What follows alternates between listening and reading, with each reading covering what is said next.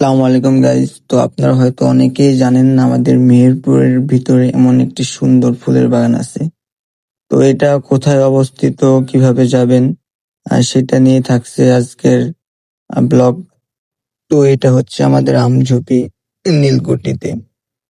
আ যেটার হচ্ছে আপনার প্রবেশ মূল্য ছিল হচ্ছে মাত্র ৳10 পার পারসন।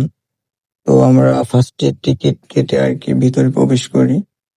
অ্যান্ড এটা কিন্তু আমাদের একটি ঐতিহাসিক প্লেস। বাট এর আগে কখনো ঢোকা হয় নাই। অনেকবার গেছি বাট ঢোকা হয় নাই। বাট এইবার এই ফুলের সৌন্দর্য দেখে না ঢুকে আর পারলাম না। তো জায়গাটা সম্পর্কে যত বলবো ততই কম হবে। কারণ এরকম সৌন্দর্য এর আগে আমি কখনো দেখি নাই। এই জায়গাটায় আপনারা কখনো গেছেন কিনা অবশ্যই কমেন্ট করে জানাতে ভুলবেন না। আসলে জায়গাটা অনেক সুন্দর ছিল। অ্যান্ড এইখানে আপনি চাইলে আপনার ওয়াইফ বা হচ্ছে আপনার জিপ নিয়ে ঘুরতে আসতে পারবেন। তো এইখানে আর কি আমি দেখলাম অনেকেই হচ্ছে আপনার বসে মানে নিরিবিলি টাইম স্পেন্ড করছে। এটা ওইরকম নিরিবিলি টাইম স্পেন্ড করার মতনই একটা জায়গা। আমি জাস্ট শুধু এই একটাই ভিডিও করছি, যেহেতু ভিডিও করলে মাইন্ড করতে পারে জন্য ভিডিও করে নাই। অ্যান্ড পাশেই ছিল হচ্ছে কাজলা নদী, যেটা শুকায় গেছিল।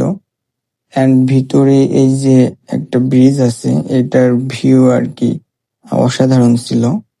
অ্যান্ড এটা হচ্ছে নীলকুঠির ভিতরে আর কি। তো এইখানে হচ্ছে আমি যতটুকু জানি মুঘল আমলে নীল চাষ করতো আর কি। তো এই জায়গাটা সুন্দরভাবে সাজাচ্ছিল, যার কারণে আর কি ভিডিও করতে পারি নাই। মেন জায়গাগুলোতে হচ্ছে আপনার কাজ চলতেছিল, এই জন্য ভিডিও করতে দেয় নাই। নয়তো আমি আপনাদের দেখাইতে পারতাম এখানকার ইতিহাস। তো যেহেতু কাজ সম্পূর্ণ হয় নাই এই জন্য আর কি আজকে তুলে ধরতে পারছি না। যদি নেক্সট টাইম কখনো যাই তাহলে অবশ্যই তুলে ধরার চেষ্টা করব। তো আমার সাথে আমার 2টা ফ্রেন্ড ছিল যাদের হচ্ছে পিক অ্যান্ড রিলস আর কি মেক করে করে তাদের মানে কি পিআরটি ভর্তি ছিল না। তো তাদের জন্য আর কি ব্লগে অনেক কিছু মিস করেছি। যাই হোক, জায়গাটি আপনাদের কেমন লাগলো অবশ্যই কমেন্ট করে জানাবেন।